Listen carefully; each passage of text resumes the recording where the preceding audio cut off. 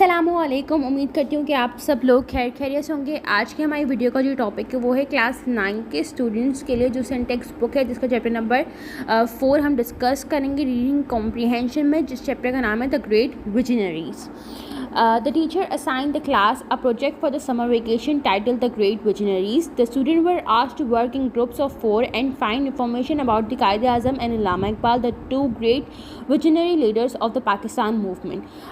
Summer vacation की बात है कि हमारे क्लास की टीचर ने जो था वो बच्चों को क्लास में प्रोजेक्ट असाइन किया समर वेकेशन के लिए, जिसका टाइटल था the great visionaries.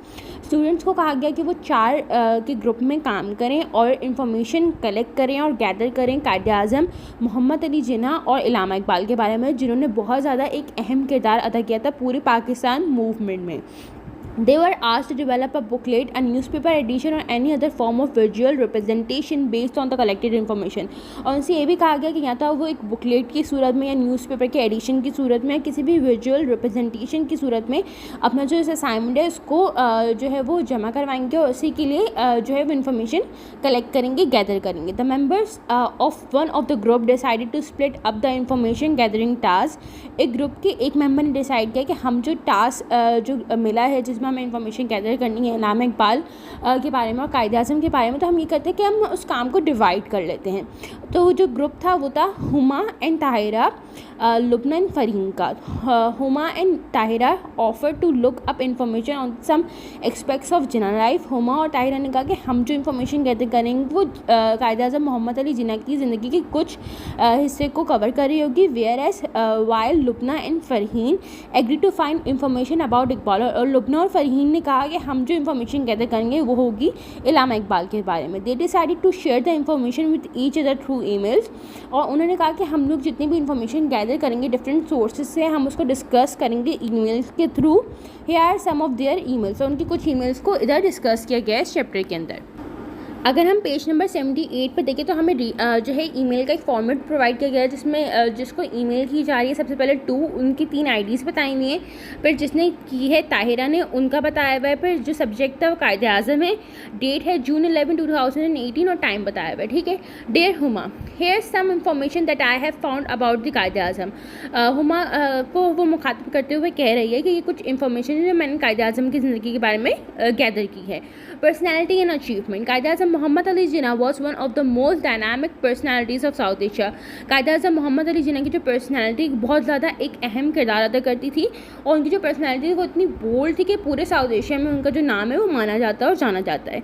His message of unity, faith and discipline. उनका जो मैसेज था इकट्ठा रहने का, ईमान का और डिसिप्लिन यानी, और उनका जो मैसेज था नज़्म व ज़ब्त का, वो हमें ये चीज़ प्रोवाइड करता है। And his determination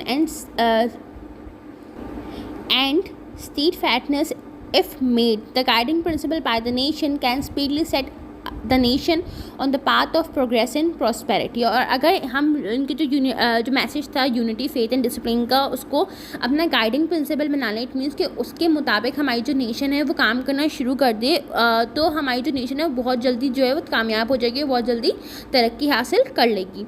he was one of the top barristers of Bombay, but his greatest achievement, which is unparalleled in the history of the world, is the creation of Pakistan। वो जो थे वो एक बहुत मशहूर, बहुत टॉप के जो हैं वो वकील थे मुंबई के अंदर, लेकिन उनके जो सबसे ग्रेटेस्ट अचीवमेंट है जिसने पूरी दुनिया की हिस्ट्री को बदल के रख दिया वो थी क्रिएशन ऑफ पाकिस्तान, यानी पाकिस्तान की तकमील। The world has seen many leaders who have obtained independence for their people from undesired rulers। दुनिया ने बहुत सारे ऐसे जो है वो लीडर्स देखे हैं जिन्होंने लोगों को आज़ादी दिलाई उन लीडर से जो वो नहीं चाहते थे। But few have achieved what the Quaid-e-Azam did। लेकिन उनमें से बहुत चंद ऐसे हैं जो वो ऐसा उस मुकाम तक पहुँच पाए जो कायद-ए-आज़म ने अचीव किया। He created a new country, क्योंकि उन्होंने एक नई कंट्री बनाई थी। He led the Muslims of the subcontinent to achieve an independent state। उन्होंने मुसलमानों को इस जद्दोजहद में लगाया कि वो अपने लिए एक इंडिपेंडेंट स्टेट हासिल करें, कॉल्ड पाकिस्तान, जिसको आज हम पाकिस्तान बोलते हैं। Where they could live honourably according to the teachings of their faith and culture, जहाँ पे वो अमन सुकून से रह सकें और अपने कल्चर, अपने फेथ को प्रैक्टिस कर सकें। रिगार्ड्स ताहिरा। अब हम चलते हैं आपके पेज नंबर 79 पे। अगेन वही कि हम जिसको ईमेल भेज रहे हैं उसके बारे में है। देन फ्रॉम जिसने भेजी है अब वो हुमा है। सब्जेक्ट हमारे पास कायदे आज़म है और डेट यहाँ पे मेंशन की गई है। Tahira, here some more information that we can add in this section. Tahira ने कहा, ताहिरा को कह रही है हुमा कि हम कुछ और इन्फॉर्मेशन भी इस सेक्शन में ऐड कर सकते हैं। Moreover Muhammad Ali Jinnah was the only leader in British India who was popular not only among the Muslim but also had a great respect among the people of their faith including the Hindus. Quaid Azam Muhammad Ali Jinnah जो हैं वो एक वाहिद ऐसे leader हैं जो British India में भी माने जाते हैं। वो ना सिर्फ मुसलमानों के दरमियान बहुत ज़्यादा पॉपुलैरिटी रखते थे बल्कि साथ साथ जो हिंदूज़ थे, जो क्रिश्चियंस थे, सिख्स थे, वो भी उनकी बहुत ज़्यादा इज्जत करते थे। और ये क्योंकि मुसलमान के अलावा थे डिफरेंट फेथ के लोग थे, Hindu, Christian, Sikhs and Paris, तो वो लोग भी जो थे वो कायद आज़म को बहुत ज़्यादा मानते थे, उनकी बहुत ज़्यादा रिस्पेक्ट करते थे क्योंकि उनकी पर्सनैलिटी इस तरह की थी।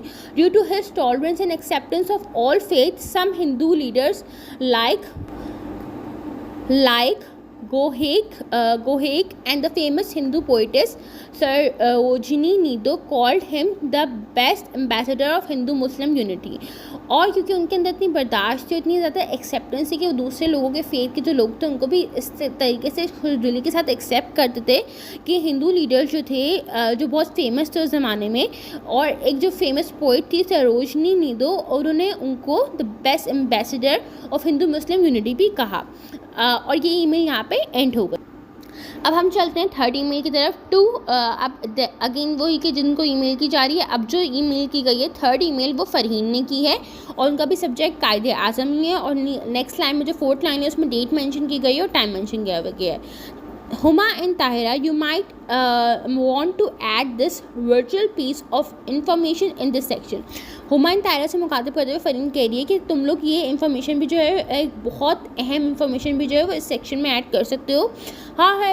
However, he was very clear about one thing: while Pakistan will be a state where the Muslim will be free to practice the teaching of their faith and to prosper economically, this is in no way mean that the people of other faith living in the geographical boundaries of the new state will in any way be lesser citizens.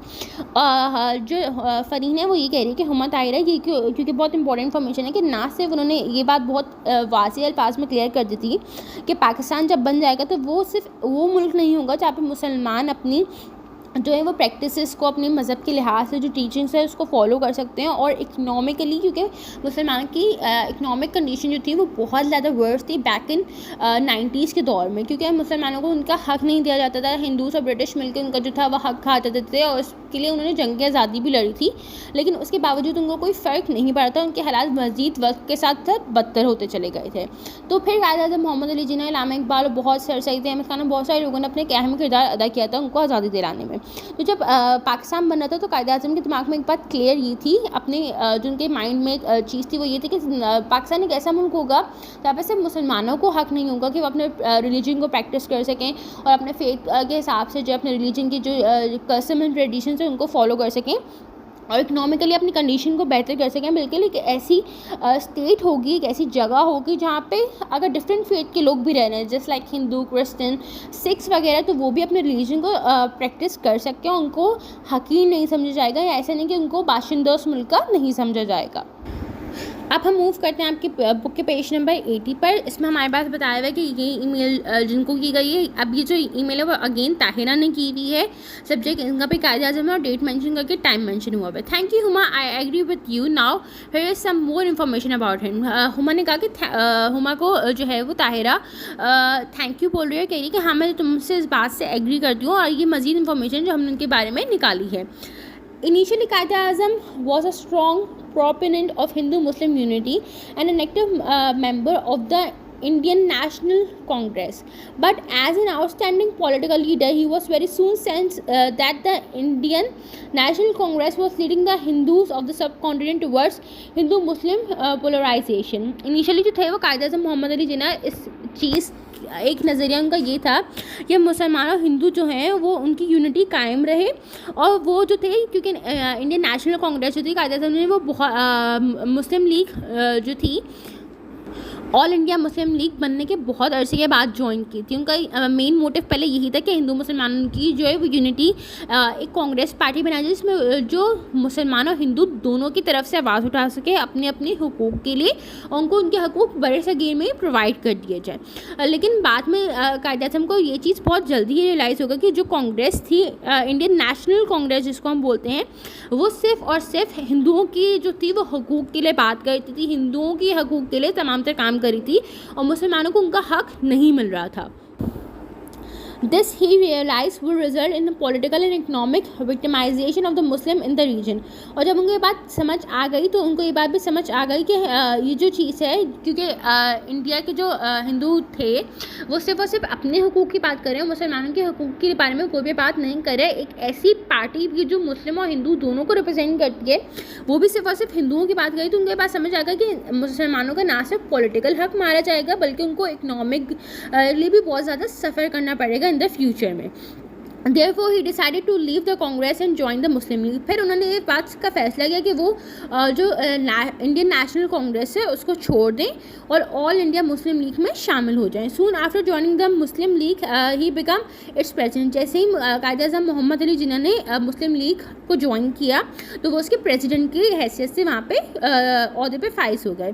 He very intelligently plead the case of a separate homeland for the Muslim and succeed in getting Pakistan। उन्होंने बहुत ही अकल से, चालाकी से जो case था separate homeland का, उसके बारे में आवाज़ उठाई, उसके बारे में जद्दोजहद की और पाकिस्तान को हासिल कर लिया। This was despite strong opposition from the two big power player in British India, the ruling British and the majorities Hindu. और जो उनके दो सबसे बड़े खिलाफ थे उनके इस आइडिया के, उनके इस आइडियोलॉजी के, वो हिंदू थे और ब्रिटिश थे। Have you found some more information? Tahira और हुमा जो है ताहिरा बोल रही है कि क्या तुमने और कोई मज़ीद जो थी वो इन्फॉर्मेशन फाउंड आउट की? अब हम चलते हैं आपके बुक के पेज नंबर 81 पे। अगेन यहाँ पे एक ईमेल को डिस्कस किया गया है जिसमें हमारे पास ईमेल जो है वो लिब्ना, फरीन और ताहिरा को सेंड किया गई है और ये हुमा ने की है। सब्जेक्ट है इस ईमेल का personality and achievement of Jinnah. Date और टाइम मेंशन किया गया है। Thank you Fareen, we will definitely add this. Now here's the vision that the Quaid-e-Azam had for Pakistan. Fareen का शुक्रिया अदा किया हुमा ने और कहा कि हम इस इंफॉर्मेशन को ज़रूर ऐड करेंगे हमारी प्रेजेंटेशन के लिए। और ये कुछ और पॉइंट्स हैं जो कायद-ए-आज़म चाहते थे कि पाकिस्तान इस तरीके का होना चाहिए। Aspiration for Pakistan. Quaid-e-Azam envisioned Pakistan as a nation state ensuring equal rights for all citizens of Pakistan। Quaid-e-Azam ने जो पाकिस्तान देखा था वो एक ऐसी नेशन स्टेट थी जो इंश्योर करे, प्रोवाइड करे तमाम तर लोगों को हकूक़, ना सिर्फ मुसलमानों को बल्कि जितने भी रिलीजन के लोग, जितने भी डिफरेंट फेथ के लोग वहाँ पे रहते हैं उन सबको। On August 11, 1947, the Quaid-e-Azam on his election as the first president of the Constituent Assembly for Pakistan declared, "You are free. You are free to go to the temples. You are free to go to your mosque or to any other place of worship in this state of Pakistan." 11 अगस्त 1947 को कायद-ए-आज़म ने जो थी first president के तौर पे खिताब किया था कॉन्स्टिट्यूट असेंबली ऑफ पाकिस्तान में, जिसमें उन्होंने कहा कि आप लोग आज़ाद हैं, आप लोग आज़ाद हैं कि आप लोग अपने मंदिरों में जाएं, अपनी मस्जिदों में जाएं, कोई भी ऐसी जगह जहाँ पे आपकी वर्शिप की जो जगह है इस पाकिस्तान के अंदर। We are starting in the days when there is no discrimination. हम उन दिनों से शुरू करें जहाँ पे कोई भी डिस्क्रिमिनेशन नहीं होगी, यानी कि एक दूसरे को डिस्क्रिमिनेशन इन सेंस कि एक को फोकस देना दूसरे के ऊपर, या एक को ज़्यादा प्रेफर करना हर चीज़ में, उसको ज़्यादा राइट्स प्रोवाइड करना, दैट इज़ योर डिस्क्रिमिनेशन। तो हम लोग इनिशियल डेज से ऐसे स्टार्ट करें कि हमारे पास कोई भी डिस्क्रिमिनेशन नहीं होगी, no distinction between one community and other. हमारे पास कोई भी फ़र्क नहीं किया जाएगा एक कम्युनिटी में और दूसरी कम्युनिटी में। We are starting with this fundamental principle that we are all citizen and equal citizen of one state. हम इस फंडामेंटल प्रिंसिपल से स्टार्ट करें कि हम तमाम तर जो है वो बाशिंदे हैं और इक्वल बाशिंदे हैं एक स्टेट के। He also wanted Pakistan to be a state where justice and merit prevailed, और वो चाहते थे कि पाकिस्तान एक ऐसी स्टेट हो जहाँ पर जस्टिस यानी इंसाफ और मेरिट की बेस पे तमाम तर काम होते हों. He wanted the people of Pakistan to be united and to work towards making his new country, और वो चाहते थे कि पीपल ऑफ पाकिस्तान जो है वो मिलकर काम करें, एक जैसे से काम करें अपनी इस न्यू कंट्री के अंदर. And exemplary state, he said my guiding principal will be justice in complete impartiality, and I'm sure that with your support and cooperation I can look forward to Pakistan becoming one of the greatest nation of Pakistan. उन्होंने कहा कि मेरे guiding principal इंसाफ है और मुझे इस बात का यकीन है कि आप लोग सपोर्ट करेंगे और कॉर्पोरेट करेंगे, और मैं ये देख रहा हूँ कि पाकिस्तान जो है वो एक बहुत बड़ी ग्रेटेस्ट नेशन बन जाएगी इस दुनिया में. Alas, this great leader had to leave this world before he could transform his ideals into practical steps. लेकिन आखिरकार हमारे पास जो ग्रेट लीडर थे कायद आज़म मोहम्मद अली जिन्ना, वो पाकिस्तान की फॉर्मेशन के एक साल बाद ही 1948 में इंतकाल पा गए थे, वफ़ात पा गए थे. और जो उनके इतने नज़रिए थे पाकिस्तान को लेकर वो कभी भी प्रैक्टिकल स्टेप्स में कन्वर्ट नहीं हो सके. It is now our responsibilities to set the future direction for this great country by implementing the Quaid's vision of Pakistan. और इस जो ईमेल है उसमें हुमा कह रही है कि अब हमारी रिस्पॉन्सिबिलिटी है कि हम लोग जो है जो कायद आज़म का जो नज़रिए थे उसको इम्प्लीमेंट करें हमारी कंट्री में, ताकि हमारी जो फ्यूचर डायरेक्शन है वो क्लियर हो. If you truly want to pay homage to our great Qaid, we should try and do the things he wanted us to do and not merely praise what he did. अगर हम वाकई चाहते कि हम उनको पे back करें उनकी कुर्बानियों के लिए, उनकी सेक्रीफाइसेस के लिए, तो हम लोगों को उन चीज़ों के ट्राई करना चाहिए जो वो चाहते थे, और सिर्फ हम उन चीज़ों को मतलब अप्रिशिएट ही ना कर देना बल्कि उन चीज़ों के ऊपर अमल भी करें जो उन्होंने की. On every independence day we should think of what we need to do to take Pakistan forward on the way to peace and prosperity. और हर इंडिपेंडेंस डे पे हम लोगों को चाहिए कि हम इस बारे में सोचें और ऐसे स्टेप्स उठाएं कि हम सोच सकें कि पाकिस्तान किस तरीके से अमन और सलामती की तरफ मूव कर सकें. Tahira, I think we now have enough information about the Qaid-e-Azam. Let's see what Lubna and Fareen find about Allama Iqbal. We will then meet and decide how to present all this information. Tahira, मुझे ये लगता है कि अब हमने कायद-ए-आज़म की ज़िंदगी के बारे में काफ़ी इनफ इन्फॉर्मेशन गैदर कर ली है. अब हम देखते हैं कि लुबना एंड फरीन ने इल्लामा इकबाल के बारे में कौन सी इन्फॉर्मेशन गैदर की है.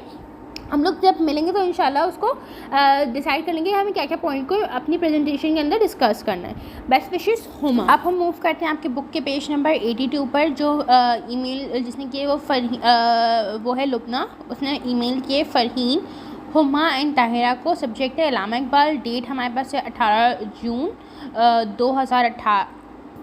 2018. टाइम मेंशन है dear Fareen, now that my cousin wedding is over I have manage to find the following information about the poet of the east.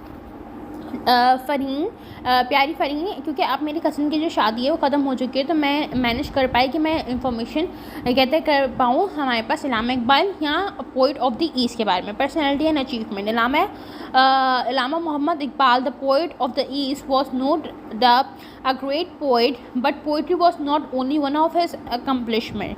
अल्लामा मोहम्मद इकबाल जो थे वो जो है वो पोइट ऑफ द ईस्ट माने जाते हैं, लेकिन इसमें कोई शक नहीं कि वो ना सिर्फ एक अच्छे पोइट होने के साथ साथ उनकी और भी बहुत सारी अकम्पलिशमेंट हैं. He began his professional career as a professor of Arabic at the oriental college. उन्होंने जो अपनी प्रोफेशनल करियर का आगाज़ था वो एज अ प्रोफेसर के तौर पर किया था, और वो प्रोफेसर थे अरबिक के ओरिएंटल कॉलेज लाहौर में. आफ्टर डूइंग हिज MA इन 1899, आफ्टर जब उन्होंने अपना MA कम्प्लीट कर लिया था 1899 में. In 1905 he went to London to study law and receive a law degree. और 1905 में वो जो थे वो लंदन तशरीफ़ ले गए थे और वहाँ पर उन्होंने स्टडी की लॉ के बारे में और उन्होंने अपनी डिग्री रिसीव कर ली. He thus became a barrister by profession, और वो फिर वकील बन गए by profession. But this does not mean that he gave up everything else. लेकिन इसका मतलब ये हरगिज़ नहीं कि उन्होंने बाकी तमाम जो पैशंस थे उनको छोड़ दिया. This versatile person continued his quest for knowledge in various fields, and in 1908 he was awarded a PhD degree by the Munich University in Germany.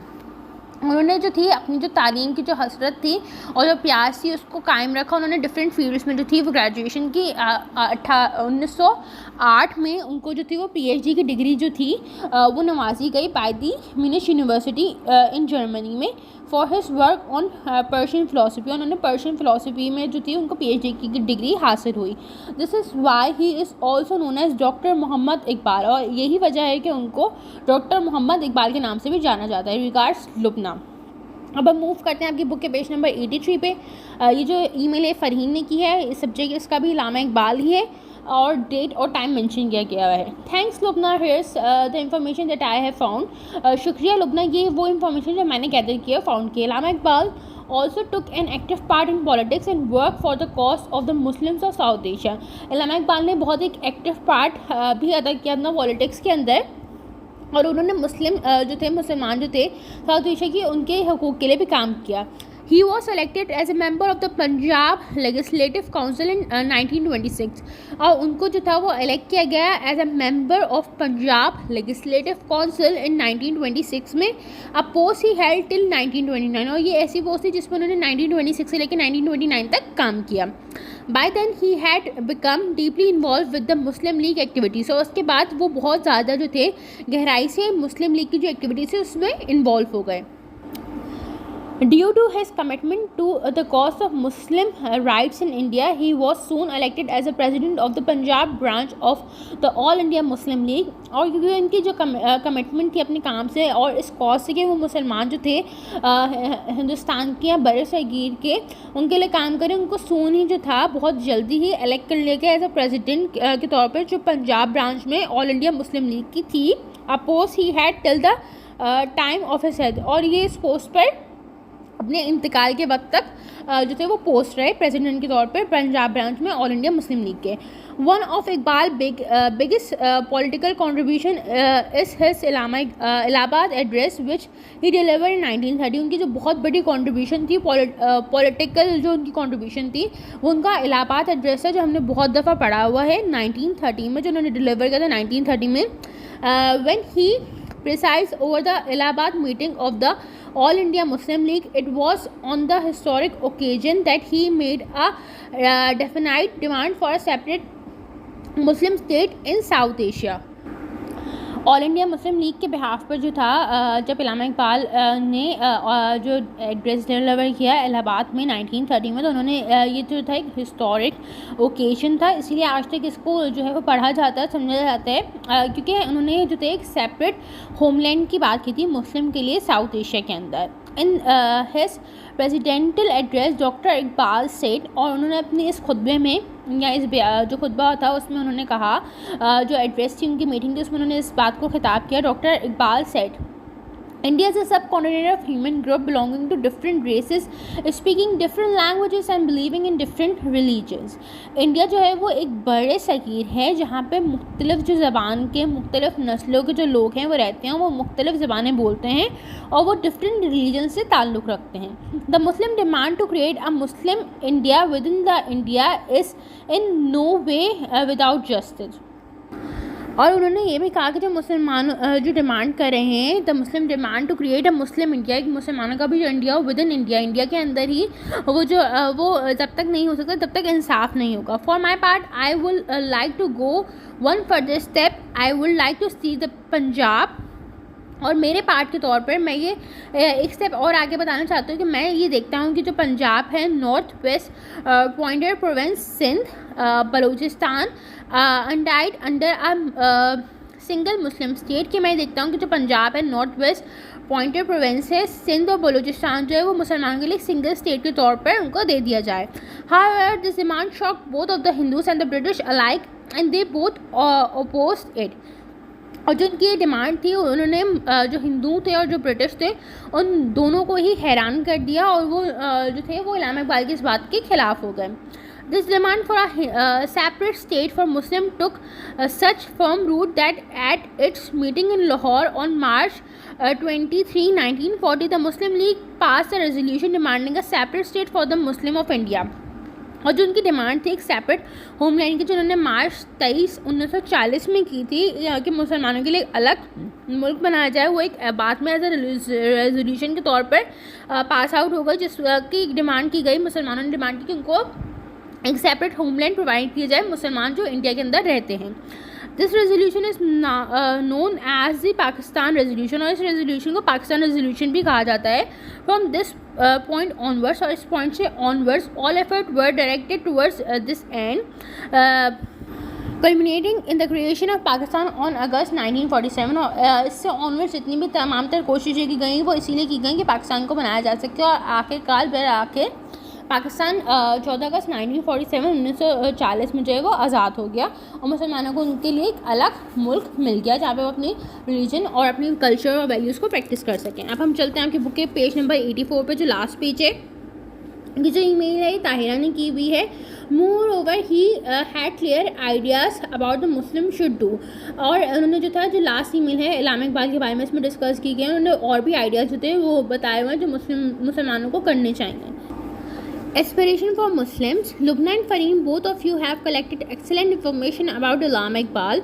Lubna and Fareem, तुम लोगों ने बहुत ही ज़बरदस्त इन्फॉर्मेशन कलेक्ट की इल्लामा इकबाल की ज़िंदगी में। While we all know what the कायदे आज़म did, जैसे कि हम सभी को पता है कि कायदे आज़म ने क्या किया, we often do not exactly recall the role of Allama Iqbal in the creation। और हम लोगों को जैसे पता है कि कायदे आज़म ने जो रोल एक अहम किरदार अदा किया, हम लोग ये भूल जाते हैं और इसको रिकॉल नहीं कर पाते कि इल्लामा इकबाल ने क्रिएशन ऑफ पाकिस्तान में कौन सा किरदार अदा किया था। Allama Iqbal died in 1938, 9 years before the creation of Pakistan। अल्लामा इकबाल 1938 में जो है वो वफात पा गए थे 9 साल पहले पाकिस्तान के बनने से। But he played a major role in its creation, लेकिन उसके बावजूद उन्होंने उसकी क्रिएशन में, उसके बनने में एक अहम तरीन किरदार अदा किया। Bye planting the seed of a separate state for the मुस्लिम, एक उन्होंने बीज बोया था ज़मीन में मुसलमानों के सेपरेट स्टेट के लिए, जो मुसलमान थे इंडिया के, उनके लिए। इन पीपल्स माइंड, लोगों के दिमाग में उन्होंने ये बात डाल दी थी कि मुसलमानों के लिए एक अलग मुल्क होना चाहिए, क्योंकि वो जो है वो डिफरेंट, इंडिया के अंदर डिफरेंट टाइप के लोग रहते हैं, डिफरेंट रेसेस से बिलोंग करते हैं, डिफरेंट रिलीजन्स को प्रैक्टिस करते हैं, तो मुसलमानों को उनके हकूक़ मिलने चाहिए, उनके लिए एक ऐसा मुल्क होना चाहिए जहाँ पर वो अपनी चीज़ों को प्रैक्टिस कर सकें। और उन्होंने ये जो कॉन्सेप्ट है लोगों के दिमाग में एक बीज के तौर पे बो दिया था, और इसी के ऊपर पर लोगों ने आगे काम किया।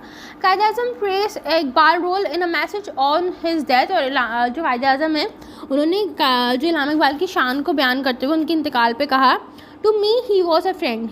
इकबाल मेरे लिए जो था वो एक दोस्त था, गाइड एंड फिलोसोफर, और वो एक गाइड भी थे और फिलोसोफर भी थे। And during the darkest movement through which the Muslim League had to go, वो तमाम तर बहुत अंधेरी के मूवमेंट जो थे, बहुत darkest movement in a sense के बहुत जो मुश्किल वक्त रहा हमारी मुस्लिम लीग के लिए, जब मुस्लिम लीग को गुजरना पड़ा, जो इकबाल थे वो मेरे लिए चट्टान की तरह मेरे साथ खड़े रहे। He stood like a rock. Allama Iqbal had a great love for Islam. Allama Iqbal जो थे वो बहुत ज़्यादा मोहब्बत करते थे इस्लाम से। He always advise a Muslim to remain true to their faith, और उन्होंने हमेशा मुसलमानों को यही नसीहत की कि आप अपने जो फेथ है, अपना जो ईमान है उसके साथ जुड़े रहें, and to practice in its letter and spirit, और उसकी जो अल्फाज हैं, जो उसकी स्पिरिट है, उसको फॉलो करते रहें, प्रैक्टिस करते रहें अपने रिलीजन को। In his Allahabad address he said, I have learn one lesson from the history of Muslims. उन्होंने अपने इलाहाबाद एड्रेस में एक बात ये भी कही थी कि मैंने अपनी जो है एक लेसन लर्न किया है मुसलमानों की हिस्ट्री से, उनके पास से। At difficult movement in their history, बहुत मुश्किल जो वक्त रहे मुसलमानों की हिस्ट्री के अंदर, it is Islam that has save Muslims and not only Muslim that have saved Islam.